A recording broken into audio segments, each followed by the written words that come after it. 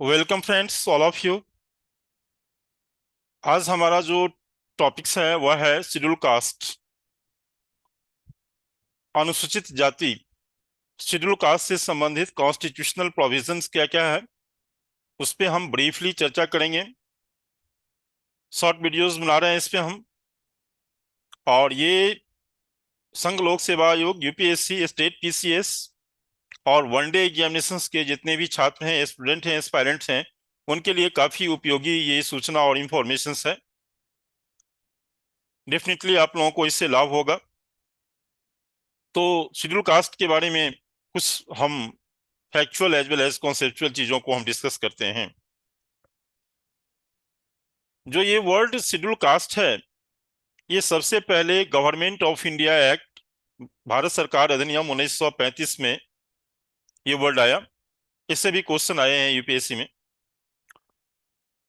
भारत की टोटल जो पॉपुलेशन है 2011 सेंसस के हिसाब से 16.6% जो पॉपुलेशन है वह शेड्यूल कास्ट का है 2011 की जनसंख्या के हिसाब से। जनसंख्या के पॉइंट ऑफ व्यू से जो शेड्यूल कास्ट है सबसे ज्यादा उत्तर प्रदेश में निवास करते हैं, और स्टेट पॉपुलेशंस का लार्जेस्ट पॉपुलेशन ये पंजाब में है। ये भी दो एक फैक्चुअल इंफॉर्मेशन है जिसे आप ध्यान रखेंगे। आर्टिकल 341 जो है संविधान का, वह शेड्यूल कास्ट से संबंधित है। 341 यह डिफाइन करता है कि कौन शेड्यूल कास्ट है। शेड्यूल किसी भी कास्ट को शेड्यूल कास्ट का दर्जा देने का जो प्रावधान है वह भारत के प्रेसिडेंट के पास है। पंजाब में टोटल स्टेट पॉपुलेशंस का 32% शेड्यूल कास्ट है, जो कि हाईएस्ट है स्टेट पॉपुलेशंस का कहीं भी। इसके साथ साथ बहुत सारे जो नॉर्थ ईस्टर्न स्टेट हैं, जैसे मणिपुर, नागालैंड, मिजोरम, अरुणाचल, इन सब स्टेट में इनकी जनसंख्या बिल्कुल नहीं है। भारत में लगभग जो 1108 कास्ट को 28 स्टेट में शेड्यूल कास्ट के लिस्ट में है।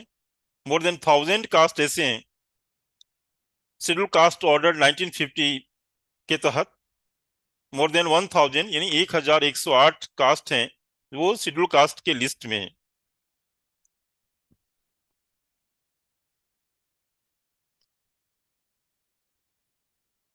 अब इनके वेलफेयर से संबंधित बहुत सारी योजनाएं हैं, बहुत सारे प्रोग्राम्स हैं, बहुत सारे संविधान में व्यवस्था दी गई है। उन चीजों को हम एक सिलसिलेवार तरीके से समझेंगे। Protection of civil right act 1955 में बना। यह कानून उनको प्रोटेक्ट करता है, सिविल नागरिक जीवन में जो अधिकार हैं वो देते हैं। पब्लिक लाइफ में उनको खुलेआम घूमने, टहलने, बैठने, उठने की आजादी देते हैं। एक और जो काफी पॉपुलर जो लॉ है इससे संबंधित, schedule caste and schedule tribe prevention of atrocities act 1989, जो हाल में काफी ये चर्चा रहा है क्योंकि अभी इसमें संशोधन किया गया है और कानून को और सख्त बनाया गया है। इस कानून को लेकर के हमारे देश में दलित समुदाय के लोगों ने आंदोलन किया था। शेड्यूल कास्ट में जो संवैधानिक जो और जो अन्य प्रावधान है उसमें आर्टिकल 17 आता है, जिसके तहत छुआछूत निवारण है या फंडामेंटल राइट का पार्ट है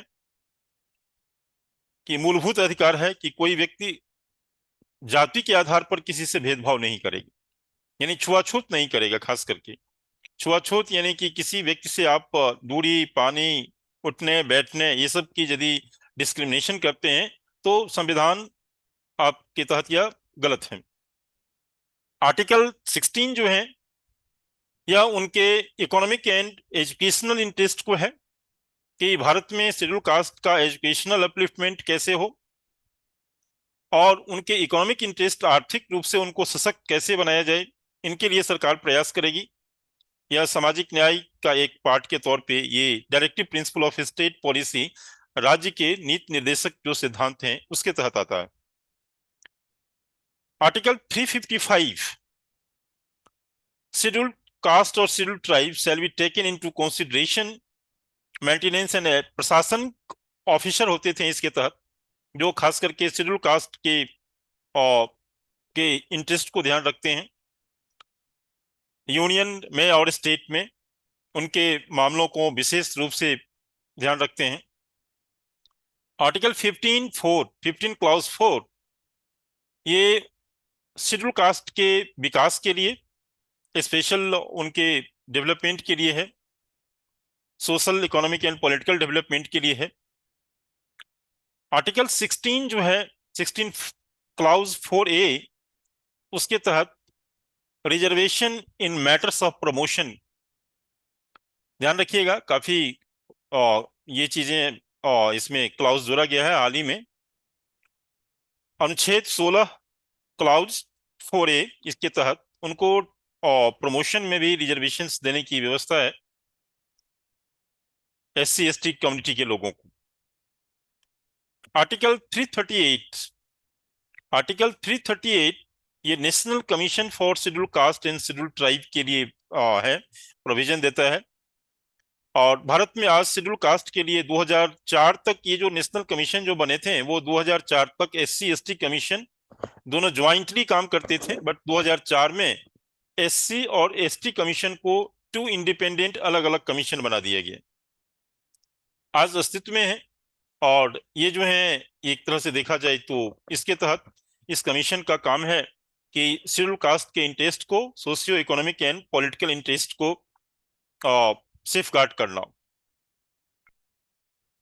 आर्टिकल 330 और 332, आर्टिकल 330 के तहत लोकसभा में उन्हें रिजर्वेशंस है, और 332 के तहत स्टेट असेंबली यानी विधानसभा में उनको रिजर्वेशंस दिया गया है। अंडर पार्ट 9 में आते हैं ये, part 9A of the constitution, जिसे इसमें म्युनिसिपैलिटीज वगैरह में भी इनको रिजर्वेशंस दिया गया है, ताकि उनका पॉलिटिकली जो रिप्रेजेंटेशन हो वो बढ़ सके। Protection of civil right acts, यह एक तरह से लॉ है जो छुआछूत और तरह के डिस्क्रिमिनेशंस को बैन करते हैं। अनटचेबिलिटी ऑफेंस एक्ट 1955 में एक विशेष कानून बना भारत में, और जो ऐसे भेदभाव करने वाले लोगों को इसके तहत सजा या पेनल्टी की व्यवस्था है, 6 महीने की सजा, फाइन और दोनों भी हो सकता है, इस तरह की प्रावधान इसमें किए गए हैं कि किसी भी पर्सन्स को हम मंदिर में जाने से, वर्शिप करने से, अपने अकॉर्डिंग पूजा पाठ करने से, पब्लिक प्लेसेस पे जाने से, कोई पवित्र सेक्रेट धार्मिक रूप से जो ऐसे जगह है उस जगह पे जाने से, नलकूप कुएं पे जाने से नहीं रोका जा सकता। ये सारे प्रोविजन आर्टिकल 17 और अनटचेबिलिटी ऑफेंस एक्ट 1955 के तहत यह व्यवस्था की गई। Prohibition of employment as manual scavenger and their rehabilitation act 2013 में ये कानून बना, लेटेस्ट कानून है। 93 में भी एक कानून बना था, उसके बाद कई बार इस इसमें अपग्रेडेशन किया गया, और ये लेटेस्ट कानून है कि इसके तहत यदि किसी व्यक्ति से मैनुअली कोई काम करवा रहा है, गटर साफ करवा रहा है, टॉयलेट साफ कर रहा है, लेटरिन साफ करवा रहे हैं, तो ऐसे ये कानून जो है सो उनको प्रोटेक्ट करता है। मैनुअली आप किसी ऐसे नहीं करवा सकते हैं, उसमें दंड की व्यवस्था है, पेनल्टी की व्यवस्था है। यानी मैनुअली हाथ से मैला ढोने की प्रथा पहले थी प्राचीन समाज में, उसको पे प्रतिबंध लगाया गया है, बैन किया गया है। इसके लिए साउथ इंडिया में विल्सन एक पर्सन है, उन्होंने काफी मूवमेंट किया और इसके लिए आंदोलन किया काफी, मैनुअल स्कैवेंजर्स के लिए, और उसके बाद काफी कुछ बदलाव आया देश में। सरकार ने 93 में पहली बार कानून लेके आए, और उसके बाद लगातार इसमें संशोधन और चीजें, इसको अपग्रेड किया गया है। इस कानून में वही है, मैक्सिमम 50,000 तक की दंड की व्यवस्था है, आपको सजा हो सकती है, और बहुत सारे इसको सख्त बनाए गए हैं धीरे धीरे। Schedule caste and schedule tribe prevention of atrocities act 1989 में यह कानून बना। अब इस कानून को लेकर के कुछ साल पहले, 2-4 साल पहले भारत में काफी कंट्रोवर्सी हुई थी कि जस्टिस दीपक मिश्रा के बेंच ने एक स्टेटमेंट दे दिया था कि जब तक ये गिल्टी प्रूफ नहीं, ये साबित प्रमाण नहीं मिल जाए कि हाँ वास्तव में किसी व्यक्ति ने अ, ऐसी जातियों, किसी जाति को ऐसे सब डेरोगेटरी वर्ड्स बोला या चीजें कही, तब तक उसको कार्रवाई नहीं किया जाए, तब तक उस पे। इसके अगेंस्ट में भारत में दलित आंदोलन हुआ, बहुत तोड़फोड़ हुई। उसके बाद सरकार ने एक ऑर्डिनेंस ला करके इस एक्ट में संशोधन किया, और फिर संशोधन करके और सख्त व्यवस्था किया इसमें, कि नहीं तो ये कानून है कि जैसी किसी शेड्यूल कास्ट को गाली देना, मारना, पीटना, और इस एक्ट के तहत यदि उस पे एफआईआर यदि दर्ज होता है तो सख्त सजा की व्यवस्था है, न्यायिक हिरासत में व्यक्ति जाएगा और फिर वो जेल जाएगा, और मतलब थाने से उसको बेल नहीं मिलेगी। इस तरह की प्रावधान, सख्त प्रावधान किए गए हैं। एजुकेशनल एम्पावरमेंट किया गया है शैक्षणिक रूप से शेड्यूल कास्ट के लिए। प्री मैट्रिक स्कॉलरशिप जो सेंट्रल गवर्नमेंट की है, 100% ये सेंट्रल गवर्नमेंट ये स्कीम चलाते हैं कि मैट्रिक से पूर्व जो बच्चे पढ़ते हैं और वो शेड्यूल कास्ट के हैं, उनको छात्रवृत्ति दिया जाता है, और उनके माध्यम से उनको मतलब पढ़ाई लिखाई में वो आगे बढ़े, और उनको सपोर्ट के तौर पे इस तरह की स्कॉलरशिप दिए जा रहे हैं।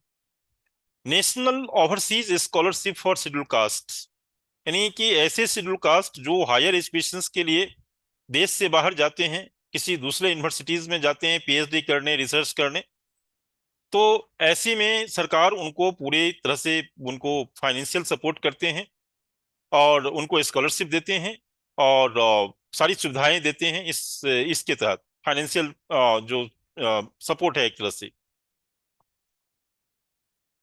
इसके बाद Rajiv Gandhi national fellowship for SC students, ये शेड्यूल कास्ट के हायर लेवल के जो स्टडी होती है, शेड्यूल कास्ट के लोग जो करते हैं पीएचडी, एमफिल वगैरह रिसर्च के लिए, तो ये फेलोशिप दिया जाता है। यह शेड्यूल कास्ट के बच्चे जो एमए कर रहे हैं, पीएचडी कर रहे हैं, शोध कर रहे हैं, उनको राजीव गांधी नेशनल फेलोशिप दिया जाता है। Post matric scholarship for schedule caste students, यानी मैट्रिक करने के बाद उसको सरकार की तरफ से प्रोवाइड किया जाता है फाइनेंशियल सपोर्ट, और जिससे ताकि वो हायर लेवल की पढ़ाई को कंटिन्यू रखे, और उनको एक एजुकेशनली जो है सो एक इक्वल अपॉर्चुनिटी मिले आज के दौर में, और वो पढ़ लिख करके वो आगे बढ़े। इस तरह की सपोर्ट सिस्टम है। स्पेशल सेंट्रल असिस्टेंस प्रोग्राम है, शेड्यूल कास्ट डेवलपमेंट कॉरपोरेशंस बनाए गए हैं इसके लिए। ये कॉरपोरेशन जो हैं ऐसे फैमिली को आइडेंटिफाई करते हैं जो इकोनॉमिकली पुअर हैं, गरीब हैं, उनकी स्थिति दयनीय है, और उनको एक तरह से फाइनेंशियल सपोर्ट या ट्रेनिंग, लोन, या कई तरह से फाइनेंशियली असिस्ट करते हैं गरीब लोगों को जो शेड्यूल कास्ट में गरीब तबके के लोग हैं। National schedule caste finance and development corporation, ये पॉइंट सब आपको ध्यान रखने की बातें हैं, ये सबसे छोटे क्वेश्चंस पूछे गए हैं, कई बार पूछे गए हैं। National schedule caste finance and development corporation या फाइनेंशियल असिस्टेंस से संबंधित है। लोन देते हैं शेड्यूल कास्ट के लोगों को स्किल डेवलपमेंट के लिए, इंटरप्रेन्योरशिप डेवलपमेंट के लिए, टेक्निकल रूप से उनको ट्रेन करने के लिए, ताकि वो गरीबी के रेखा से बाहर निकले और सर्वाइवल के लिए जीविकोपार्जन का उनको साधन मिले। तो ये जो कॉरपोरेशन है ये खास करके शेड्यूल कास्ट के लिए बनाया गया है, और एक फाइनेंशियली पुअर लोगों को ये असिस्ट करते हैं। नेशनल सफाई कर्मचारी finance and development corporation, national सफाई कर्मचारी फाइनेंस एंड डेवलपमेंट कॉरपोरेशन, ये खास करके मैनुअल स्कैवेंजर्स, ऐसे जो शेड्यूल कास्ट के लोग हैं जो साफ सफाई के काम में हैं, है नहीं, उन लोगों को एक तरह से फाइनेंशियल सपोर्ट कर रहा है, और उन लोगों के हितों को ध्यान में रखते हुए उनके ओवरऑल फैमिली के डेवलपमेंट, बच्चे के डेवलपमेंट, और उनका एक हेल्थ डेवलपमेंट, इन सब के लिए ये काम कर रहे हैं। उसके बाद special central assistance to schedule caste sub plan, central government का ये फुली प्लान है, और इसके तहत शेड्यूल कास्ट के लोगों को कई प्रकार से असिस्ट किया जाता है, फाइनेंशियल सपोर्ट किए जाते हैं, उनको फिजिकल बेनिफिट दिए जाते हैं, और कई तरह से उनको असिस्ट करने की इसमें व्यवस्था है। Venture capital fund for schedule cast, venture capital fund for schedule cast, ये 2014 में भारत में शुरू की गई थी। इसके तहत शेड्यूल कास्ट के लोगों में इंटरप्रेन्योरशिप, उद्यमिता का विकास करना है, और उद्यमिता का विकास करके उनको रोजगार के लिए क्या कहते हैं, लोन देना, ताकि वह कोई अपना स्टार्टअप कर सके और अपने पांव पे खड़ा हो सके। इस तरह का यह व्यवस्था, ये योजना दे रही है। Credit enhancement guarantee schemes for schedule cast 2014 में गवर्नमेंट अनाउंस किया। 200 करोड़ आउटले है इसके इसके लिए। और इसका फैसिलिटीज भी है कि वही इंटरप्रेन्योरशिप, जो शेड्यूल कास्ट के लोगों को, जो इंटरप्रेन्योरशिप का डेवलपमेंट करना, स्टार्टअप के लिए उनको प्रमोट करना, जॉब क्रिएशन वो कर सके, अपने भी जॉब करे, बाकी लोगों को भी जॉब दे, तो एक सोर्स ऑफ लाइवलीहुड उनको अच्छा मिले, इनके लिए ये योजना केंद्र सरकार की है। इसके अलावा और कई सारे स्कीम्स हैं जो शेड्यूल कास्ट के लिए हैं, जिसमें से कुछ पॉपुलर हैं। प्रधानमंत्री आदर्श ग्राम योजना, ये दो योजना था। पहले मनमोहन सिंह सरकार ने इनको चलाया था, जिसके तहत जो शेड्यूल कास्ट डोमिनेटेड गांव है, उस गांव को गोद लेकर के उसको आइडियल ढंग से विकसित करना है। बट इसमें जब हमारे प्रधानमंत्री नरेंद्र मोदी जी आए, तो उन्होंने मतलब यह व्यवस्था दी कि जो सांसद आदर्श ग्राम योजना इनका नाम रखा, और कि कोई एक पार्लियामेंटेरियंस किसी भी गांव को गोद ले सकता है, चाहे वह जनरल लोगों का गांव हो या शेड्यूल कास्ट का गांव हो। तो अंतर वही है, योजना का नाम बदल के थोड़ा सा कुछ उसमें प्रोविजंस को बदल दिए, और फिर इसको एक अलग डायरेक्शंस दे दिए। तो ये है कि जो शेड्यूल कास्ट के गांव को थोड़ा सा उसमें बेसिक फैसिलिटीज, सुविधा, हेल्थ, एजुकेशन, इंफ्रास्ट्रक्चर, हाउसिंग, ये सारे चीजों को ये फोकस करता है आदर्श ग्राम योजना। बाबू जगजीवन राम छात्रावास योजना, ये छात्रावास से संबंधित है। ये हॉस्टल फैसिलिटीज प्रोवाइड करते हैं लड़के लड़कियों को जो शेड्यूल कास्ट कम्युनिटीज से बिलोंग करते हैं। और यह एक एनजीओ के रूप में एक काम कर रहे हैं, और इनको कई तरह से इनको एक ऐसे बच्चे को सपोर्ट करते हैं जो पढ़ाई लिखाई या किसी और कारणों से बाहर जाते हैं। Upgradation of merit of SC students, schedule caste के जो बच्चे हैं उनके लिए है, जो क्या कहते हैं, नाइन्थ से लेकर के 12th क्लास में प्रोवाइड करते हैं। इनको एजुकेशन, रेसिडेंशियल सुविधा दिए जाते हैं, और कई तरह से उनको सपोर्ट किए जाते हैं इसमें भी, पढ़ाई लिखाई में। डॉक्टर अंबेडकर फाउंडेशन काम कर रहे हैं, एक 1992 और से ये काम कर रहे हैं, रजिस्टर्ड हैं सोसाइटी एक्ट के तहत। सोसाइटी एक्ट 1860 के तहत ये रजिस्टर्ड है, and ministry of welfare of government of India. ये जो अंबेडकर फाउंडेशन है, ये भी कई तरह से वो सिस्टम बना करके एससी एसटी के वेलफेयर के लिए मल्टी डायमेंशनल अप्रोच के तहत उनका एक वेलफेयर कर रहे हैं। Ambedkar international centre at Janpath new Delhi, ये भी उन्हीं के लिए हैं, जो एक तरह से देखा जाए तो नेशनल लाइब्रेरी के पास ये सिचुएटेड है। Renamed Ambedkar international centre Janpath new Delhi, one of the important decisions taken by celebration committee Baba Baba Saheb B R Ambedkar. ये भी कई प्रकार से उनको एक सपोर्टिव के तौर पे ये संस्थान बने। Doctor Ambedkar memorial at Alipur road new Delhi, ये भी उनके लिए काम कर रहे हैं एक फाउंडेशन के तौर पे, और एससी के लिए, शेड्यूल कास्ट के लिए, वेलफेयर के लिए कई ढंग से ये काम करते हैं। बाबू जगजीवन राम नेशनल फाउंडेशंस भी हैं जो इनके लिए काम कर रहे हैं, और उनको ये भी सोसाइटी एक्ट के तहत रजिस्टर्ड है, और कई तरह से उनको सपोर्ट कर रहे हैं।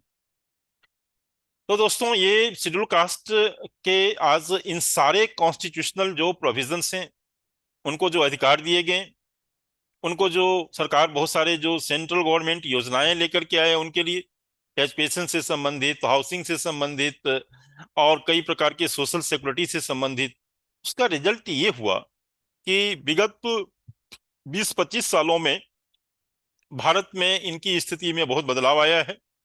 शेड्यूल कास्ट में बहुत बड़ा ड्रेस्टिक चेंज आया है सोशल लाइफ में, इकोनॉमिक एंड पॉलिटिकल ढंग से। बट अभी भी देखा जाए तो बहुत सारे जो शेड्यूल कास्ट के लोग हैं वह वर्नरेबल स्थिति में हैं, पॉवर्टी की मामला हो या इलिटरेसी की मामला हो, ऐसे पैरामीटर्स पे वह पिछड़े हैं। तो कमिंग जो टाइम में है उनके लिए और बहुत ही महत्वपूर्ण कदम सरकार प्लानिंग कर रही है। तो इन सारे चीजों का जो क्वेश्चन से संबंध है वह पूछता है, इतनी योजनाएं, संविधान के प्रोविजन और ये प्रावधान के बावजूद भी क्या सरकार आज शेड्यूल कास्ट का डेवलपमेंट कितना हुआ? क्या संविधान में जो व्यवस्था दी गई, कानून जो बनाए गए, उसका लाभ शेड्यूल कास्ट को मिला? मिला तो कितना मिला? वह बदले तो कितना बदले? नहीं बदले तो अभी क्या क्या इशू है? आज भी देखा जाए तो बहुत सारे इंडेक्स पे वो पिछड़े हैं। ठीक है, तो इन चीजों को आप ध्यान में रखें। आगे आने वाले जो सेगमेंट्स हैं उसमें हम ओबीसी को लेकर के डिस्कस करेंगे आगे आने वाले वीडियोस में। तब तक के लिए आप क्या कहते हैं, इन चीजों को देखें। इसके इसमें बहुत सारे जो शॉर्ट नोट्स वाले फैक्ट हैं प्रीलिम्स में आते हैं, जो कॉन्स्टिट्यूशनल प्रोविजन खास करके शेड्यूल कास्ट से संबंधित काफी महत्वपूर्ण है। वनडे एग्जामिनेशन से लेके स्टेट पीसीएस से लेकर के यूपीएससी प्रीलिम्स में जितने भी इससे संबंधित जो मेजर कॉन्स्टिट्यूशनल जो प्रावधान है उनको आप जरूर याद कर लें। बाई नेक्स्ट टाइम हम कुछ दूसरा वीडियो लेके आते हैं।